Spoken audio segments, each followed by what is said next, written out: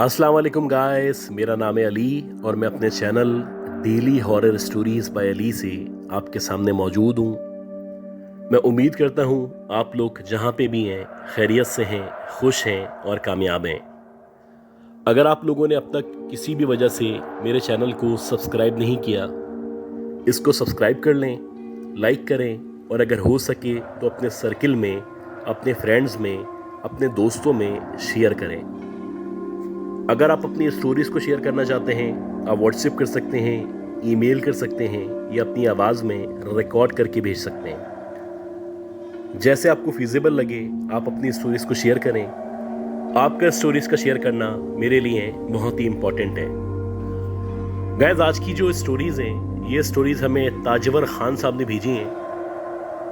ये बताते हैं कि ये मौजूदा दौर में अमेरिका में रहा करते हैं, लेकिन अगर आप अब से 25-30 साल पुरानी बात करें तो इनके जो फादर थे वो एक काली टैक्सी चलाया करते थे और ये लोग कराची के इलाके मलीर में रहा करते थे। ये जो वाक़यात हैं ये उसी दौर के वाक़यात हैं जो इनके फादर के साथ पेश आए थे। इनके फादर की आदत थी कि टैक्सी शाम को 3-4 बजे निकाला करते थे और रात के तकरीबन 12-1 बजे तक टैक्सी चलाया करते थे। तो वैसे ही एक रात थी और रात के तकरीबन 11-11:30 बजे का टाइम था। सर्दियाँ चल रही थी और सर्दियों के साथ साथ शदीद बारिश हो रही थी। इनके फादर इस तलाश में थे कि 1-2 पैसेंजर और लग जाएं तो आज का पूरा खर्चा निकल जाएगा और घर वालों के लिए कुछ ना कुछ लेके अपने घर चला जाऊंगा। खैर, ये जैसे ही गुलशन इकबाल चौरंगी पे पहुंचे तो इन्होंने देखा कि गुलशन इकबाल चौरंगी पे एक औरत है जो तकरीबन 30 या 35 साल की है। बज़ाहिर देखने से किसी अच्छी फैमिली की औरत लगती है और शायद वो किसी गाड़ी का या कन्वेंस का वेट कर रही है। जब इन्होंने उसके हुलिये पे गौर किया तो उसने वाइट कलर के कपड़े पहने हुए थे। एक स्कार्फ था जो उसने अपने मुंह के गिर्द लिपेटा हुआ था। गर्ज के देखने से वो जो औरत थी वो मजबूरी का पैकड़ लग रही थी और ऐसा लग रहा था कि बहुत शदीद परेशान है और ना सिर्फ परेशान है बल्कि बड़ी बेचैनी से किसी टैक्सी का या किसी कन्वेंस का इंतज़ार कर रही है। टैक्सी ड्राइवर्स की फितरत होती है कि जब भी बारिश हो या मौसम ख़राब हो या लॉ एंड ऑर्डर की सिचुएशन ख़राब हो तो ये अपनी मर्ज़ी का किराया मांगा करते हैं।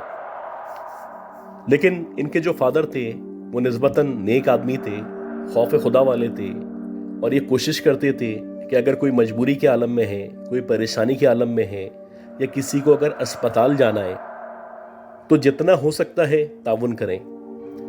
इन्हीं ख्यालात में जब इन्होंने उस लड़की को देखा और उसकी परेशानी को देखा तो वो सोचने लगे कि अगर मैं यहाँ पे नहीं रुकूंगा, इसकी मदद नहीं करूँगा या इससे नहीं पूछूंगा कि इसको कहाँ जाना है तो मुख्तलिफ़ किस्म के औबाश लफंगे यहाँ पे आना शुरू हो जाएंगे।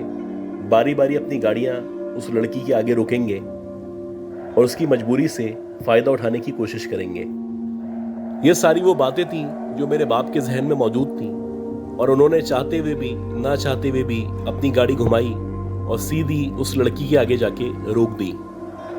जैसे ही मेरे फादर की गाड़ी उस लड़की के सामने रुकी, बजाय इसके कि वो बातचीत करती कि कहाँ पे जाना है या कितने पैसे लेंगे, उसने डायरेक्ट दरवाज़ा खोला और दरवाज़ा खोलने के बाद वो सीधी टैक्सी के अंदर जाके बैठ गई।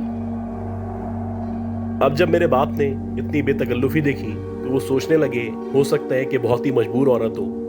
खैर, उन्होंने उससे पूछा कि आपको कहाँ पे जाना है तो वो जो लड़की थी उसने कहा कि मुझे हसन स्क्वायर की तरफ जाना है। ये सुनने के बाद मेरे फादर ने गाड़ी घुमाई और घुमाने के बाद नीपा चौरंगी से अंदर की तरफ ले लिया क्योंकि इनका ख्याल था ये सीधा रास्ता हसन स्क्वायर जाता है और इस लड़की को वहीं पे जाना है। खैर, जब मेरे फादर गाड़ी घुमा रहे थे इस दौरानिए में वो मुसलसल बैक व्यू मिरर से उस लड़की को या उस औरत को देख रहे थे। ये जो औरत थी इसके चेहरे पे बला की कशिश मौजूद थी और इसका जो चेहरा था वो एक्स्ट्रा वाइट था, यानी बहुत ज़्यादा गोरा था। उसके साथ साथ उसकी जो आंखें थीं वो कुंजी आंखें थीं जो उसके चेहरे के ऊपर बहुत ज़्यादा खूबसूरत लग रही थी। खैर, मेरे फादर ने जब उसको गौर से देखा तो उनको यकीन हो चला यकीनन ये किसी नोबल फैमिली की या किसी शरीफ फैमिली की लड़की है और किसी मजबूरी के आलम में यहाँ पे खड़ी हुई थी।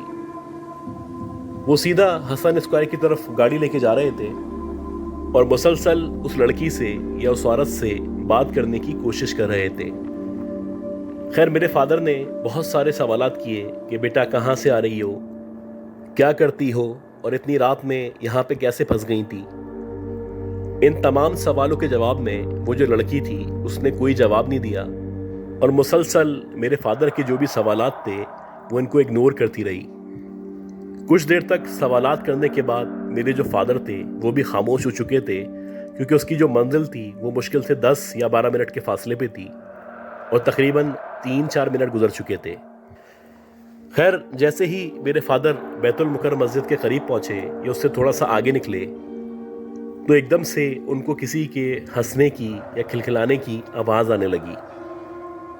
जैसे ही उनको किसी के हंसने की या खिलखिलाने की आवाज़ आना शुरू हुई तो सबसे पहले मेरे फादर ने बैक व्यू मिरर से बैक साइड पे देखा और जब उन्होंने बैक साइड पे देखा तो उन्होंने देखा कि वही लड़की जो अभी कुछ देर पहले बड़ी हसीन लग रही थी, बहुत ही प्यारी लग रही थी और लग रहा था कि किसी अच्छी फैमिली की, किसी नोबल फैमिली की लड़की है, वो बाकायदा बैठने के बजाय टैक्सी की बैक साइड पे या पीछे के हिस्से में लेट चुकी थी। अब जैसे ही मेरे फादर ने ये सब कुछ देखा तो बड़ा हैरान हुए और सोचने लगे कि आखिर ये जो लड़की है ये करना क्या चाहती है। मुसलसल वो बैक व्यू मिरर से देख रहे थे और वो कह रहे थे कि मोहतरमा आपको क्या हो गया है, आप लेट क्यों गई हैं। ये बताते हैं कि इसी दौरानिये में जब इनकी नज़र उस औरत के चेहरे पे पड़ी तो इन्होंने देखा कि अब वही लड़की जो अभी कुछ देर पहले 25-30 साल की लग रही थी, देखते ही देखते ऐसा लग रहा था जैसे उसका जो चेहरा है वो किसी 50 या 55 साल की औरत में तब्दील हो चुका है। उसके चेहरे पे झुर्रियां नुमायां नजर आ रही थी और उसके चेहरे पे जो नूर था, जो तरोताजगी थी, वो ख़त्म हो चुकी थी। अब उसका जो चेहरा था वो बहुत ही भयानक चेहरा लग रहा था या बहुत ही खौफनाक चेहरा लग रहा था। अब मेरे फादर को यकीन हो चला था कि इनकी टैक्सी में पीछे जो लड़की लेटी हुई है वो कोई नॉर्मल लड़की नहीं है, ये कोई और मखलूक है। इसी दौरानिये में मेरे फादर बताते हैं कि वो जो औरत थी या वो जो भी लड़की थी या जो भी मखलूक थी, जब उन्होंने उसके पाँव पे गौर करना शुरू किया तो उसके जो पाँव थे वो बाकायदा उसने खिड़की से बाहर निकाले हुए थे और ऐसा लग रहा था कि उसके जो पाँव हैं वो बाकायदा नीचे लटके हुए हैं। हालांकि जब मेरे फादर ने इस लड़की को बिठाया था तो हार्डली 5-5.5 फीट की इसकी हाइट थी, लेकिन अब मंजर इस कदर तब्दील हो चुका था कि बज़ाहिर देखने से ऐसा लग रहा था कि कोई 7.5 या 8 फीट की लड़की को ज़बरदस्ती टैक्सी में लिटा दिया गया हो। मेरे फादर मुकम्मल कोशिश कर रहे थे कि अपने आसाब पे काबू रख सकें, क्योंकि अगर आप इस सूरत-ए-हाल में अपने आसाब पे काबू ना रखें तो आपकी गाड़ी का एक्सीडेंट भी हो सकता है। खैर, इसी दौरानिये में मेरे फादर ने आयतुल कुर्सी पढ़ना शुरू की और जो भी कुरानी आयत आती थी वो मुसलसल पढ़ना शुरू की। जैसे जैसे मेरे फादर आयतुल कुर्सी और कुरानी आयत पढ़ रहे थे वैसे वैसे वो जो औरत थी या वो जो भी मखलूक थी वो ज़ोर ज़ोर से हंस रही थी।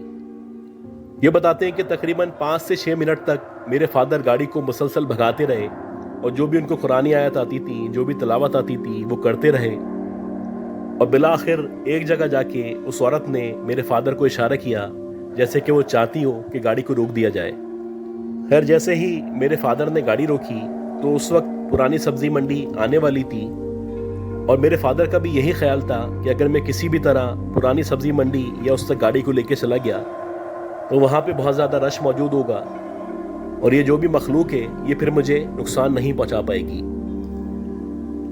खैर, जैसे ही मेरे फादर ने गाड़ी रोकी वैसे ही वो जो औरत थी उठ के बैठी, उसने दरवाज़ा खोला और अगले ही लम्हे वो गाड़ी से बाहर निकल गई। जैसे ही वो गाड़ी से बाहर निकली अगले ही लम्हे मेरे फादर ने गाड़ी को भगाना शुरू कर दिया और वो गाड़ी भगाते भगाते जैसे तैसे फैज़ान मदीना के करीब पहुंचे। जब वो वहाँ पे पहुंचे तो वहाँ पे बहुत सारे लोग मौजूद थे और मेरे फादर बाहर निकले। बाहर निकलने के बाद वो सीधे फैज़ान मदीना चले गए। तकरीबन 1 से 1.5 घंटे तक मेरे फादर वहाँ पे बैठे रहे और वहाँ पे जो भी लोग मौजूद थे उनसे अपने ऊपर दम दुरूद करवाया। उन लोगों को यह सारा का सारा वाक़या बताया। खैर, जब मेरे फादर वापस घर पहुँचे तो इस दौरानिये में उनको शदीद बुखार हो चुका था और तकरीबन 3 से 4 दिन तक मेरे फादर को शदीद बुखार रहा। उसके बाद से उन्होंने तौबा कर ली थी कि कभी भी इस तरह की औरत को या इस तरह की लड़की को जो अकेली मौजूद हो वो अपनी गाड़ी में नहीं बिठाएंगे। इसी तरह ये बताते हैं कि 1994-95 में उस वक्त भी इनके जो फादर थे वो टैक्सी चलाया करते थे, लेकिन अब इन्होंने एक नई टैक्सी खरीद ली थी और वो जो पुरानी टैक्सी थी उसको सेल कर दिया था। जो इनके साथ पहले वाकया हुआ था उसके बाद से मेरे फादर कोशिश करते थे कि ज़्यादा से ज़्यादा 10 बजे या 11 बजे तक काम ख़त्म करने के बाद अपने घर आ जाऊं और घर आके आराम करूं। ये बताते कि इनके फादर नॉर्थ नाज़िमाबाद में मौजूद थे और वहाँ से इनको एक फैमिली मिली। उस फैमिली ने कहा कि इनको साइट एरिया जाना है। मेरे फादर ने हामी भर ली और उस फैमिली को साइट एरिया छोड़ने के लिए चले गए। जब मेरे फादर ने उस फैमिली को साइट एरिया छोड़ा तो रात के तकरीबन 11:15 बजे का टाइम था और अब वो टाइम हो चुका था कि जिस टाइम मेरे फादर घर की तरफ रवाना होते थे। अगर आप साइट एरिया से मलीर जाएं, ख़ासतौर पे उस दौर में जब पुल्स वगैरह मौजूद नहीं थे और पुराना दौर था, तो आपका बहुत ज़्यादा पेट्रोल लगता था, बहुत ज़्यादा कॉस्ट लगती थी। मेरे फादर ने डिसाइड किया कि ये वहाँ पे वेट करेंगे और अगर उनको कोई सवारी मिल जाती है तो ठीक है, वरना आधे पौन घंटे वेट करने के बाद या आहिस्ता आहिस्ता मलीर की तरफ बढ़ना शुरू करेंगे। 40 मिनट तक ये वहाँ पे खड़े रहे और तकरीबन 11:30 का टाइम हो गया। अब मेरे फादर ने आहिस्ता आहिस्ता करके गाड़ी चलाना शुरू की और इन्होंने जो रास्ता अपनाया वो औरंगी टाउन वाला रास्ता था। खैर, जैसे ही ये उस रास्ते से होते हुए पापोश के कब्रिस्तान के सामने पहुंचे तो इन्होंने देखा कि एक आदमी जो तकरीबन 25-26 साल का है और उसके साथ एक औरत मौजूद है जो कब्रिस्तान के बाहर खड़े हुए हैं और इनकी टैक्सी की तरफ इशारा कर रहे हैं। मेरे फादर ने गाड़ी उनकी तरफ ली और जब उनके सामने जाके गाड़ी रोकी तो वो जो फैमिली थी वो कहने लगी कि उनको ड्रिग रोड जाना है। अब जैसे ही मेरे फादर ने ड्रिग रोड का सुना तो ये खुश हो गए, क्योंकि ड्रिग रोड से मलीर का जो रास्ता है वो बहुत करीब है और मेरे फादर ने अल्लाह का शुक्र अदा किया कि कुछ पैसे भी बन जाएंगे और खैरियत से मैं घर भी पहुंच जाऊंगा। मेरे फादर ने उनको फेयर बताया। वो जो फैमिली थी वो कहने लगी कि कुछ कम कर लें। अब मेरे फादर क्योंकि उस तरफ ही जा रहे थे, उन्होंने हामी भर ली और कहा कि ठीक है, आप बैठें। जैसे ही ये फैमिली हमारे फादर के साथ टैक्सी में बैठी तो मेरे फादर ने गाड़ी चलाना शुरू कर दी। जैसे जैसे टैक्सी आगे बढ़ रही थी वैसे वैसे मेरे फादर को नज़र आ रहा था कि ये जो मियाँ बीवी हैं इनके साथ 2 थैलियाँ भी मौजूद हैं जो कि काफ़ी बड़ी बड़ी थैलियाँ हैं। शुरू में तो इन्होंने कुछ नहीं कहा, लेकिन जब इनको मुसलसल महसूस होने लगा कि जैसे गोश्त की या इस तरह की किसी चीज़ की स्मेल आ रही है, तो मेरे फादर ने इनसे पूछा कि आपके पास क्या मौजूद है। जिस पे वो जो मियाँ बीवी थे वो एक दूसरे को देखने लगे और ऐसा लग रहा था जैसे परेशान हो चुके हैं। खैर, उनमें से जो उनका मियाँ था उसने रिप्लाई किया। वो कहने लगा कि इसमें गोश्त मौजूद है और यह हम अपने घर लेके जा रहे हैं। मेरे फादर ने उनको कहा कि अगर बुरा ना माने, ये जो गोश्त है इसको पीछे रख दें। पीछे एक बहुत बड़ा ट्रंक है, वहाँ पे जगह मौजूद है।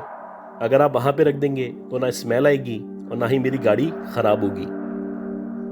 ये सुनने के बाद वो जो पैसेंजर्स थे वो कहने लगे कि अगर आपको हमें लेके जाना है तो ऐसी लेके चलें, हम इस गोश्त को या इन थैलियों को पीछे नहीं रख सकते। अभी एक अजीब सी बात थी जो वो पैसेंजर्स कर रहे थे।